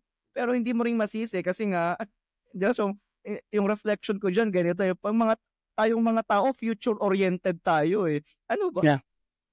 And saka, like betting on popes has been a practice as long as the Pope itself. Like, kaya I do understand why people are trying to already conceptualize kung sino ba yung next Pope. It's an interesting topic to talk about if we are gonna be honest, right? Yeah. Pero I think it's gonna be crucial. Like, kung sino man ang next Pope, like let's say, again, either within a short amount of time or within a longer amount of time, we'll eventually reach there. We'll eventually reach that point. And I feel like whoever is going to replace the Pope Francis, is going to find it challenging to feel, just to fill such a big role. And yung nagawa niya, like how kaya bang abutin nung papalit sa kanya if ever. So that's why I feel like it's an interesting topic to talk about, especially with the social media. Nakita mo ba yung pinost ko kanina? Yung betting ba yun? Parang online betting kung sino si Pope. Yeah. Like, literal pera yun. Nagulat ako, like, I opened the link and you really bet money. Talaga? Oh my gosh. Yes. Nagkakita. Ginawa pang sugal. Ano ba yan? Oo nga, di ba? Dati sa boxing lang di ba? Kaya, kala mo Miss Universe eh. Oh my gosh. May ganun-ganun pa pala. Pero as uncomfortable as it is to talk about this topic, like, what do you think would happen though if, let's say, kunin ni Lord si Pope? What do you think would initially happen? And how would you feel? Kasi you are very active, even if ngayon dito ka sa current journey mo, you're opening yourself up to a lot of different things. But at core, I know that you have a Catholic heart. So, what do you think? Syempre, malulungkot ako. Ano naman yun kasama naman yun. Pero ganyan talaga ang buhay. Impermanence, di ba? Ang turo ng Buddhism, impermanence. Hindi talaga permanente Kahit noon, tandang-tanda ko nung si Pope John Paul II, high school ako niyan, Gabe, na kinuha siya April 2 yata, if I'm not mistaken. 2005. Grabe kami magdasal niya. Gosh, syempre, mahal ng mga tao yung si Pope John Paul. And why pala? Huh? Why as like ko narinig, like the Philippines has a big parang big love for Pope John Paul. Ano bang nangyari before? Like I'm not too aware of that. Maraming kwento sa kanya, hindi pa cardinal pa lamang siya noon, nakabisit na siya dito sa Philippines, tapos nagmisa rin siya sa Redemptorist, tapos nagulat siya Wednesday, di ba pag Wednesday Baclaran Day sa Redemptorist, nagulat siya punong-puno ng tao, para daw Sunday, but daw meron, but parang linggo, umapaw daw yung mga tao, dahil he found out na yung pagmamahal ng mga Katoliko, Pilipino, kay Mama Mary, kaya every Wednesday yung Our Lady of Perpetual Help sa Redemptorist sa Baclaran. So anyway, tapos nung 1995, by the way, each time na may magpuntang Santo Papa dito, laging world record yan. Nung nagpunta si Pope John Paul II dito, hindi mapapantayan yung lahat ng mga pinuntahan niyang bansa dahil ito yung pinakamaraming audience ng tao nung 1995. 1995 siguro, I think, ako nun, I was kinder 2. Tanda ko yung kinakanta yung Let us tell the world of His love. Ganyan, no? So, millions yun. Nalimutan ko na yung number. Tapos ganun din naman kay Pope Francis, parang 6 million people were gathered nung nagpunta siya dito. So hindi na re-replicate sa ibang mga bansa.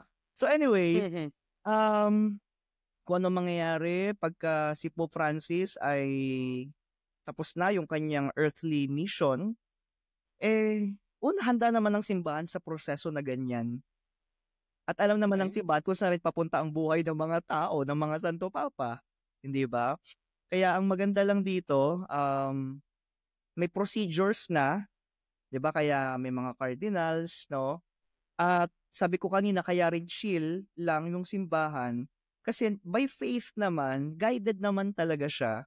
So ibig sabihin, well, una, unpredictable, pero kahit yung mga papabili noon, yung iba na papabili, sila rin yung nagiging, mataas din yung chance na sila rin yung talaga yung nagiging Pope, by the way. Nag-research ako na, okay, papabili rin pala dati si Pope Benedict ngayon. Ay, si Pope Francis ngayon, nung siya ay Cardinal Bergoglio pa lamang, naging papabili siya.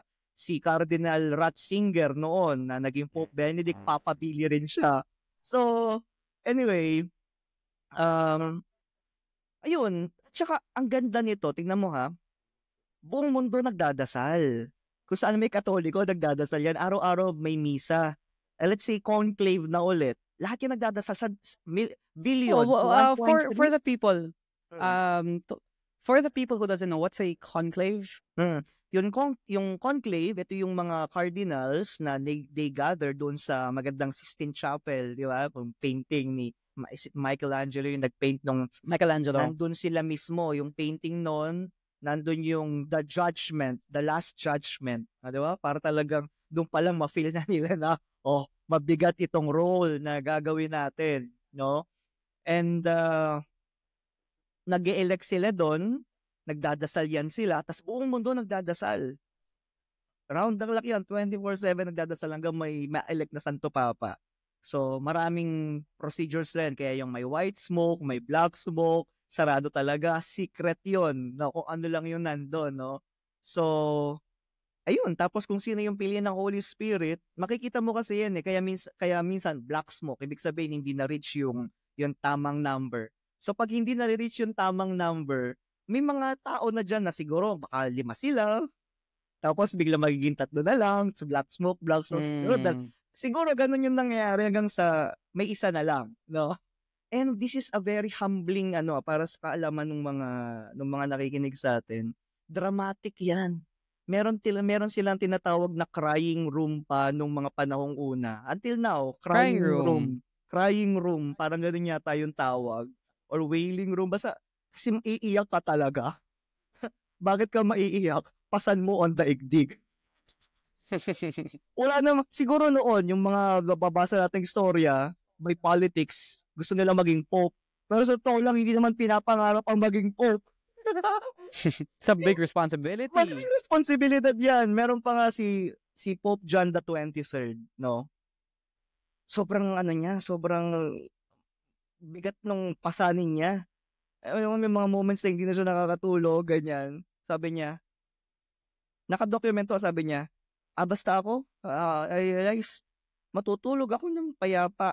Ako na may Santo Papa lamang. Hindi ko naman pagmamayari ang simbahan. Sino may-ari ng simbahan? Ikaw, Diyos. Ako yung instrument lang. Matutulog ako ng payapa. But really, it's a suffering, no? It's I would say it's a suffering na buong mundo. Pag may nag-aaway na bansa dyan, ikaw, kasi pag Santo Papa ka, hindi ka lang representative ng Catholic Church, representative ka ni Jesus Christ. So lahat ng teaching si Jesus Christ, unang-una, pag-ibig, dapat iyan ang isa sa buhay mo. So pag may dalawang bansa na nag-aaway, mahalaga yung pagpapagitna mo, yung, 'di ba, yung message mo, anong gagawin mo to resolve the conflict. So, malaki yung ginagampanan ng Santo Papa. Kaya imagine hanggang mamatay, 'di ba? What are your hopes though? What are your hopes for the church? And considering that we're talking about this more on the long-term perspective, if the Pope Francis, were to end his earthly mission, who do you think is a good candidate to continue on? Or if it is even continuing on yung gusto mong mangyari after, I mean, on a personal level. Kasi ako, I would want to see his advocacy, yung mga sinimulan niya, I want to see it, alam mo yun, parang be continued on. But nakita ko rin yung Papa Bile. I also like looked into that, and I saw that there were a lot of potential candidates that are quite conservative. How do you think this positions the church? Especially like we know naman as modern day mystics, we are in the age of Aquarius. It's gonna be a very transformative time for the church, especially for the next 20 years. So what are your hopes for the church, or what are your hopes for the head of the church, as we go through this age, this modern awakening? Yeah. So ang panalangin ko lang ay ipagpatuloy nga yung nasimula ni Pope Francis, kasi nga sabi ko kanina, yan naman ay pagtatanim lamang na kahit na nawala na yung Pope, dire-diretso pa rin yung teachings. Kinokot pa rin yung mga Santo Papa, no? At nagagamit pa rin yung teachings, no? So, ang panalangin ko ay mas lalong maging bukas yung simbahan para pag maging bukas pagdating sa simple lang naman, bumalik tayo sa parang go back to basic, to Christ, no? Basic go back to doon talaga mismo sa totoo, sa undiluted teachings, diba? Of Christ, of oneness. Yes. Balik lang tayo sa teachings. Kasi pag bumalik lang talaga tayo doon, yung mga tao na naligaw, hindi man naligaw ng landas, yung mga taong nasusuka na, napapagod na, ayaw na, nandidiri na sa simbahan. Tapos, magre-ripple effect naman yan no? So, pag nakita nila na, okay, ito nga yung simbahan na nagpapatuloy ng misyon ni Yeshua, ni Jesus Christ, ay sige, balik tayo dito. Na nasimulan ni Pope Francis na ang simbahan, ang sabi niya ay hindi yung structure, no? Yung simbahan ay hindi lang structure for the holy people, ito ay kagaya ng ospital. Sabi niya yun, ospital na nag-welcome ng mga may sakit. At hindi lang siya ospital na nakatayo, na lalapit sila, yung ospital na lumalapit sa mga may sakit, mga nangangailangan. So, magpapatuloy naman yan. So, tignan natin, hindi ko naman nga mape-predict kung ano yung magiging susunod. Why not? Kung bumalik sa conservative, no? Hindi natin alam. Kasi may mystical side rin yung for example, yung mga Latin Mass, yung mga practices, mga symbols noon, mga ginagawa noon, marami ring mga naging santo na mga mystics. Why not? Kung biglang to balance things, hindi natin alam. Surprise! Sabi ko God is the greatest joker. Tignan natin, surprise. At naniniwala naman ako, everything happens for the highest good. So, kung sino man yan, may masishake at masishake, may ma-awaken at ma-awaken, hindi naman tayo pababayaan ng Diyos. Yun naman yung doon. Yun naman yung faith ng mga tao, no, na God is always in charge. Always in charge. Yes. Nothing to be parang walang dapat ikatakot or ikabahala. Yung iba nga, yun kasi, no, sa nakakalungkot lang yung iba, fear-based, no? Fear-based. Hala, ano na mangyayari? Ganyan, mag-end of the world na. Minsan nga, pag nanonood ako ng balita dito sa Pilipinas, tulad ngayon, March 2025, sa May, magbobotohan na naman, di ba? May national election, mga senator, ganyan. Pag nakikita ko yung top 10, top 12, oh my gosh, ang panalangin ko, Panginoong Jesus, bumalik ka na. Iligtas mo na kami. Minsan sa pag nagre-retreat ako, sabi ko mga ganyan, itaas sa kamay ng mga excited nang makita si Jesus Christ, or excited nang mag-second coming, taas sa kamay ng gusto nang bumalik si Jesus. Wala. Bakit?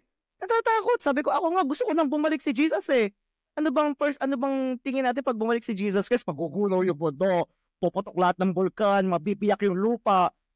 Hindi ganoon. Pag bumalik si Jesus Christ, I'm sure, Jesus Christ yan Diyos yan God of love, God of light, God of hope, God of justice, yung mga kinakawawa, maliligtas yan, yung mga taong naitsapwera, iaangat yan, yung mga walang makain, makakain. Kaya gusto ko bumalik na si Jesus Christ para iligtas na ulit. If only, no, like Jesus could be like the actual head of the church. Parang, if Jesus could be the Pope, that would be perfect. Diba? Why not? Or as if, like, let's say, if a future Pope we can have could be really 99% Jesus-like. I would not say like Jesus himself, pero Jesus-like, you know? Mm. You know, to some certain extent, I do feel like Pope Francis is, you know, Yeah. very, very Jesus-like. Yeah. Yung kwento mo kanina, like how he included women to the liturgy, or yung washing the feet of like yung mga convicted people inside the like prison. I mean, Jesus sat down with criminals as well. That's Yeah. where he had his yung meals for Shabbat. I've been watching yung this show. I think I've told you about this. Yung the ano nga yan? Wait. It's on Angel TV. Yung The The Chosen. Chosen, yeah. Yes. And it made me like really understand more yung talagang mensahe ni Jesus. And I feel like Pope Francis has been doing such a great job emulating that. Yes. You know, wanting to do what Jesus did. You know, like connect with the people na otherwise tatanggihan ng ibang tao. Like the prisoners, or in this case, like the idea that women are not worthy enough to be washed by the Pope. So, parang now, especially like what I've said, that we are aware that we are in a very transformative time. Personally, though, I do feel like in the future, if we're going to be having a new Pope, God knows when that is, if we're going to like look at it from the lens of astrology, I do feel like for the church to survive or thrive, no, not survive, like for the church to thrive, the church might need an Aquarian, or at least someone who is like Pope Francis, who is, I feel like hindi sa pagiging ano, but I feel like the trajectory or the patterns of astrology in regards to the Catholic Church, it's more leaning towards becoming more open, you know, becoming more receptive, especially if consider natin again the idea that for the next 20 years, Pluto, which is the planet of transformation, is in Aquarius, the sign of revolution, the sign of changing, the sign of like swaying away from the norm, you know, becoming more in a way integrated. So let's take that word integrated, like however it means for us. But I feel like that's where we're going. And that's why I feel like a lot of people are also like curious to think about the possibility of sinong papalit kay Pope. Because I feel like it's more of like, can this new Pope live up to the Pope right now? Can the future Pope like meet the standard na, kasi the bar has been set very high. So if going through what you've read about, or going through your personal opinions, like who do you think is a good candidate for that? Like to lead the church for this very transformative time? I mean, the Pope, current Pope, Pope Francis, has planted a lot of good seeds. But looking through his astrology, I looked into his natal chart and his transits. Siya yung nagtanim, but I don't think siya yung mag-harvest. You know, he's not meant to be the Pope to harvest that. But who do you think can continue on, you know, the cultivation of these beautiful seeds that he's been planting, taking care of, cultivating? Para at least nga, you know, in the future, when the right time comes, it can be harvested. So who do you think has the spirit? Let's just call it that. Who do you think has the spirit to continue on, you know, the cultivation of this amazing garden, you know, that Pope has been cultivating? Wow. Siyempre, hindi ko alam yung sagot dyan. Pero, pag titignan mo, edi someone who is close to him. Someone who is close to him. Actually, very practical answer. Diba? Yes. Yung lagi niyang kasama, yung lagi niyang pinapadala na representative niya. Pero hindi ba may politics yung pagboto ng Pope? Like, I know that the Holy Spirit guides the process itself, but there is still like a bit of room for human error. I mean, for sure, the cardinals would also consider, you know, politics. Especially very controversial si Pope. You know, marami siyang niyanig na departments. So, how do you think would that play out? I mean, on the top of your mind, who do you think is a good candidate, you know, to take over this garden? Ayoko magpangalan. Pero ayoko magpangalan. As in, syempre, one of the Papa Billy is a Filipino. Pero gusto kong i-surprise yung sarili ko rin. Na sabi ko, okay, kung sino man, yun yung gusto ng Holy Spirit. Kasi naman yan, tinitignan rin, dito papasok yung human side, dahil mga tao rin naman yan sila. Kino-consider din nila kung nasaan na yung simbahan ngayon. Kung ano yung pinakakailangan ng simbahan ngayon. So, ngayon, ito yung status ng simbahan, ito yung needs ng simbahan, ito yung mundo ngayon. Sino yung right fit for all of this? Ito yung edad ng mga tao. Kaya ba nito given the age, given the talent, so to speak, the charism, no? Yung ways niya in diplomacy. So maraming kino-consider diyan. So hindi lang basta ito banal. Banal nga, kaya ba niyang gawin yung maging diplomat ka kasi ikaw yung leader, ikaw yung leader ng Vatican, isang bansa ang Vatican, hindi ba? So, para kang presidente na rin eh. So, maraming kino-consider. Ano yung background mo, ano yung pinag-aralan mo, ano yung nagawa mo na bilang cardinal. Nagkakaroon ba sila ng parang show and tell? You know, before they get to voting, do they like have their own version of show and tell? Meron silang, I believe meron silang all of them were provided with the profile. And since they're working together naman na kasi laging, kahit hindi naman conclave, they come together as, cardinals, mga college of cardinals. May mga, may mga ministries sila. So, kahit paano, nakikita nila how the cardinals work. Okay. Oo. Kaya hindi lang sila basta, first time tayo nag-meet. Hindi. Marami na silang beses na nag-meet, nagkausap, nagbabahaginan sila ng mga ng mga struggles nila bilang cardinal, yung mga problema nila sa sarili-sarili nilang bansa. So nababalitaan rin kung paano, for example, yung ikaw bilang cardinal, nasagot mo yung problema ng iyong province sa isang bansa, ganyan, yung mga ganyan. So nababalita yan. So yung mga contribution mo, alam nila yan. So, and they consider all those things. Tas imamatch nila ngayon, okay, sino yung bagay ngayon sa pangangailangan ng simbahan? Dadasal sila. Wow. Dadasal. Thinking about that though, if that's where we're going, or if that's the road that we've been taking, that actually makes me excited. If the church does consider kung nasaan yung church right now. I mean, always naman, they always do that na. Well, yung mga nabasa ko lang kasi yung modern times na mga popes, no? So, they always consider that. Kung ano yung pangangailangan ng church. At laging swak. Kung bakit na-elect si John Paul II, swak na swak siya. Very charismatic, sa youth, di ba? Siya yung nagpasimula ng World Youth Day. Tapos, kung bakit si Pope Benedict, no? So, tas kung bakit si Pope Francis. So, laging swak siya sa pangangailangan ng mundo, hindi lang ng simbahan. So, makikita rin. So, yun.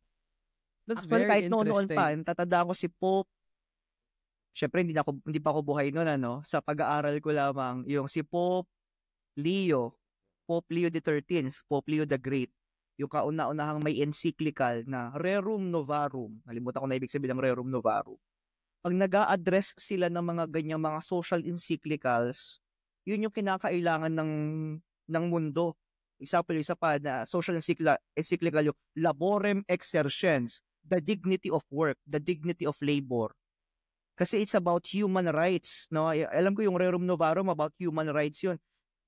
Nalaman nila na ang daming naaabuso pagdating sa pagtatrabaho. Hindi nasasweldohan ng maayos, grabe yung working load, yung hours. Nag-release ang simbahan ng document. Ngayon, nagising yung mga tao na dapat pala ganito yung pagtatrabaho, yung pagtingin sa karapatang pantao. So, nakikita mo, laging relevant Laging relevant yung simbahan.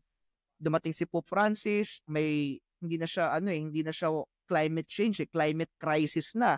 So, alam ng simbahan, alam ni Pope, alam ng Santo Papa, kailangan ng mundo, naglabas ng Laudato Si, caring for our common home, the planet Earth. So, Wow. yan, may mga ganyan. So, kaya chill lang. Hindi ako nababother, hindi ako natatakot kung sino mang maging Santo Papa yung ilagay dyan, kahit conservative pa yan, kahit kabaliktaran ni Pope Francis. Always guided ang simbahan. Always guided ang simbahan. So, yun. That's beautiful just to know. Well, this has been an interesting topic to talk about, but yeah, at the end of it, I do feel like as the faithful, dapat we should be focusing on right now, on the present. And in the present, I feel like we really need to just, be in a state of prayer na kung saan man tayo. And even non-Catholics, I mean, hindi lang naman Catholics talaga apektado dito sa mga nangyayari with the Catholic Church. This is global. This is going to be affecting every part of the world, every nation, every ethnicity will be affected when, these kinds of stuff happen. Yeah. So, maybe you could just tell us if you can talk to like Catholics or even non-Catholics who's watching the video. Maybe if there's one message you would want to say or to share, if there's one thing you would want to like a divine message you want to relay, maybe you could talk to these people, our audience watching. So kung ano man yung background natin when it comes to our beliefs, no? Beliefs or non-beliefs? Belief or non-belief? Maybe I will just rephrase the question to lead you in much better. Okay. So now that we've talked about all of these things, siguro I just want to ask you, Kuya Bri, like if there's one thing you could share, from the heart, from your soul to the person watching this video, this podcast, who's struggling with their faith, who either it's their Catholic faith or whatever faith that they have, if they're struggling to find God or to see the direction that leads them closer to God, maybe you could share something to help these people, these beautiful people watching, tuning in right now. All right. Gandang tanong. Ang ibinibigay sa akin na message ngayon ay ang Diyos ay God is not separate from you. Sa Catholic faith naman, we call our bodies, according to St. Paul, is the temple of the Holy Spirit, the temple of God. So, that being God's temple, ibig sabihin, hindi tayo nalalayo sa Diyos. Sana humanap tayo ng pagkakataon, lalo na paigtingin yung connection na ito na sa totoo lang hindi naman tayo naliligaw ng landas, kulang lamang tayo sa awareness. Okay? And when we become aware, how do we become aware? Napakaingay na ng mundo. Ang dami nating distractions. Kahit ako, nadidistract rin ako. Sa cellphone pa lang, ang dami nang lumalabas na kung ano-ano. We're so distracted. Balik lang tayo sa center. Balik lang tayo sa core. Pag sa palagay natin, parang pinagtakloban na tayo ng langit at lupa, hindi natin alam yung gagawin natin, hindi natin alam kung tama pa ba yung nilalakbay natin. Balik lang tayo sa core, balik lang tayo sa center. At paano mangyayari to? Pag tayo tumahimik. Pag tayo ay humahanap ng mga panahon o pagkakataon na tayo ay makatahimik. Paano nga tayo matatahimik kung laging may nakapasak sa tenga natin, laging may nakaharap sa mata natin, masyado tayong lahat ng senses natin so much involved with so many things. Kaya natutuwa ako kasi maraming mga sacred spaces. May nature, may simbahan, may templo, may kwarto ka, may comfort room na kung saan pwede makatahimik. And God speaks in silence. Hanapin natin yung mga pagkakataon na kung saan pwede tayo makatahimik. Karirin natin ito kasi yun yung pinakamahalaga. Lahat ng bagay mawawala pero yung hindi mawawala sa'yo, yung kaugnayan mo sa Diyos. Dahil ang Diyos ay sumasa iyo. Hindi sa Diyos. Yung awareness lang. Kaya noon, naalala ko, merong sa prayers namin, yung Lasallian prayer, we always begin with, let us remember that we are in the holy presence of God. We just have to remember kasi nakakalimot lang tayo. So we just have to remind ourselves of the divinity that is within us, that God is not just with us, but God is also in us, and that we are one with God. Amen. Thank you. That changes things. If we can only understand what you've just said on a very much deeper level, I feel like that is enough to change the game for anyone who's living, in confusion. Anyone who is feeling that God is so far away. I mean, I used to be one of them. I used to consider myself like, asa may Diyos? Di ko marinig. But I love what you said about God speaks in silence. And it was only with the time na I was able to silence my mind that I began to start hearing the voice of the divine. And I just want to thank you for reminding everyone who's watching, and me as well, to always find silence, to always find that space of sacredness, amidst the distractions of the modern day world. Siguro kuya, before we wrap this up, and it's so far, this has been one of my favorite episodes.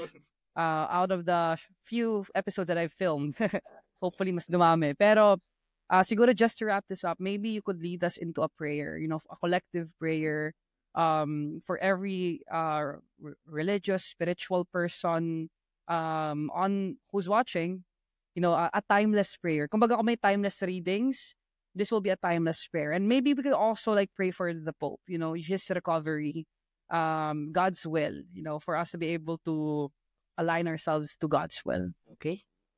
Thank you. So I just invite everyone listening or watching this podcast to find your most comfortable position, closing your eyes, becoming aware how you are seated. And this time I invite you to focus your attention to your breath.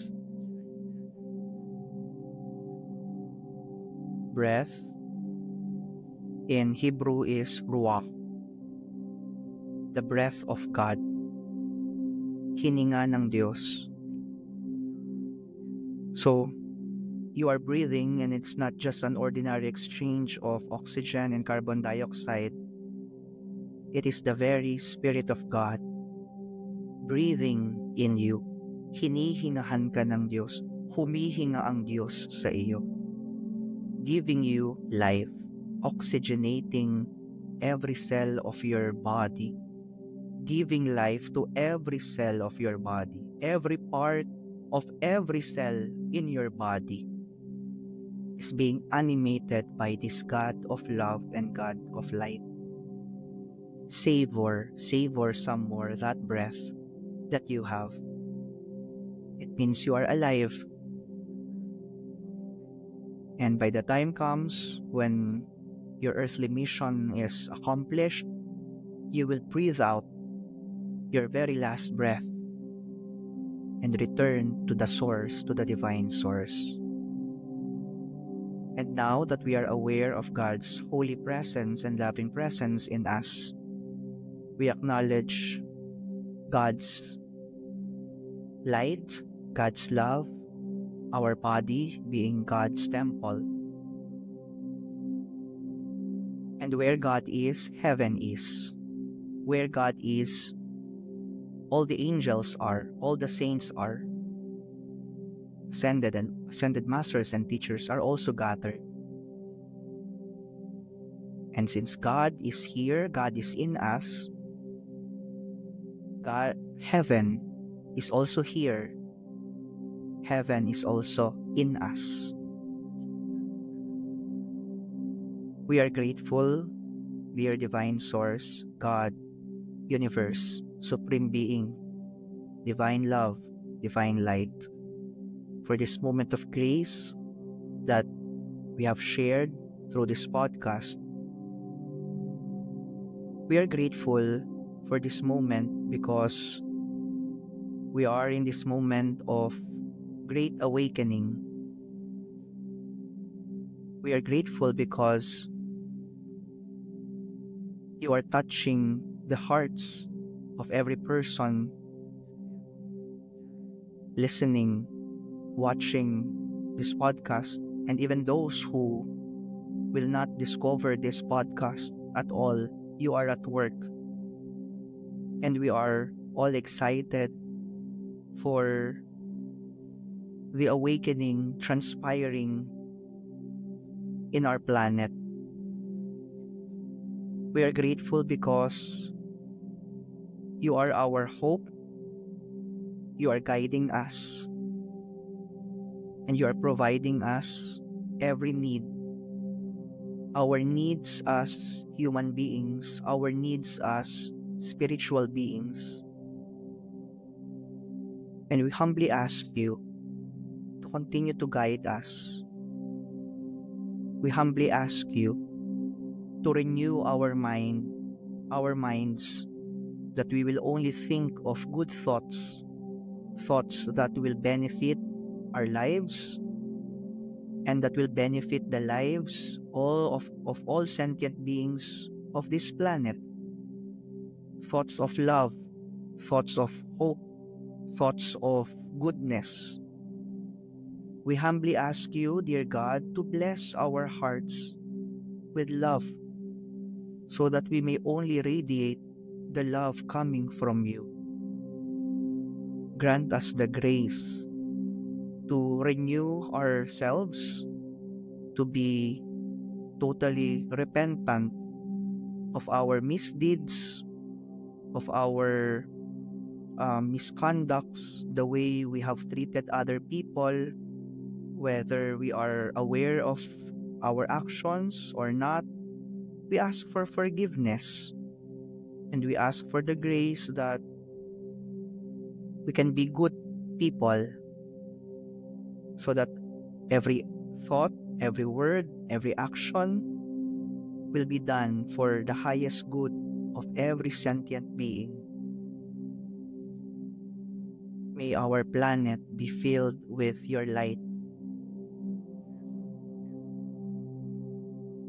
And in a special way, at this moment of this recording, our beloved Pope Francis is still in the hospital. First, we are grateful for his life, for his ministry, his mission. He was able to present Jesus to us the way Jesus was here 2,000 years ago. Please extend his life, make him healthy and strong, and we pray for the entire world that all of us will be blessed with Christ consciousness, that we become Jesus, we become Christ here on earth. We magnify, we mirror the Christ that is with us and in us. We also lift to you, dear God, our heart's deepest desires. You know the quiet prayers of our hearts, our requests, our needs, even our wants as human beings. We lift them up to you and we surrender, that we will receive what we are praying for the highest good, for our highest good, and the highest good of everyone involved. Surrendering to you everything with gratitude. Thank you, dear God. Thank you, our benevolent spirit guides. Thank you, ascended masters and teachers. Thank you, guardian angels.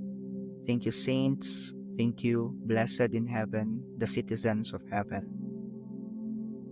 Thank you, ancestors, our loved ones who have already crossed the other realm. Thank you. Thank you, Jesus. Thank you, Mother Mary. Thank you, Shakyamuni Buddha.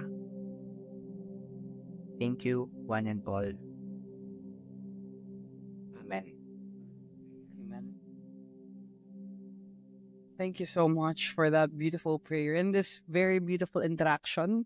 The beautiful conversations that we've had, and exiting the prayer, my right ear was ringing. Thank you. So I do feel very refreshed right now, Kuya Bryce. So again, thank you. Thank you. Thank you for you. Thank you for the Yes, buddy. wisdom that you've shared. And I'm just pretty sure that once this podcast is out, it's going to be touching a lot of hearts and souls. So yeah, thank you. Any last message? Any if siguro maybe it's also a good time to tell our viewers where they can find you if they want to connect with you. Okay, so unang-una, Gabe, maraming salamat for inviting me for this meaningful conversation, and I'm sure na maraming marireach ito, no? So, salamat sa'yo kasi gift mo naman 'yan, no? Na marami kang mga followers, marami kang nabibless. So, thank you for doing this. This is for the collective consciousness, no? For the elevation of the collective consciousness. So, ako po si Bryson Bonsol. Ako naman po ay active rin. I am active on different social media platforms. You can just look for me sa Facebook or sa Instagram. So if you want someone to talk to, I am a soul coach, and I hope if you resonate with me, if your guides would lead you to me, you can seek my spiritual services such as soul coaching. I am a motivational speaker. So if you need someone who will give you motivation, make you happy, your group, your company, your community. I offer happiness workshop, laughter yoga. I'm a laughter yoga leader. I'm also a retreat facilitator, so I facilitate recollections and retreats. So I'm also an author. I'm a book author. So if you want to purchase my book, again, you can just always reach out to me, and I hope we can journey together. So be happy, be blessed. Be happy and be blessed. I love that. Kuya Bryson, thank you again so Thank much for the you. time we've spent. And hopefully, again, this is just the first few out of the many, many more podcasts that we're going to be doing. Kasi this one podcast alone cannot justify every meaningful conversations we've ever had na is worth sharing. It's worth telling other people. Yeah. And I feel like in time, we'll be able to tell the other stories that for tonight, for this video, this podcast, we are not able to go into. Yeah. Any last words that you want to say? Is there anything else that the Holy Spirit might want you to relay before we wrap things up? Okay, ibinabasa sa akin ngayon ay isabuhay ang pag-ibig. Yan lamang. The Holy Spirit talaga very short and concise but precise. Again, Kuya, thank you so much, and see you in our next podcast episode. Yeah. See ya. And thank you guys for being with us today in this video. And I hope if you've enjoyed our podcast episode today, be sure to stay tuned for the many, many more episodes that we're going to be unraveling, many more conversations to be talked about, many more great minds to pick. And I hope that you guys are there to stay and to join me and to explore all the other things that we could explore through this podcast.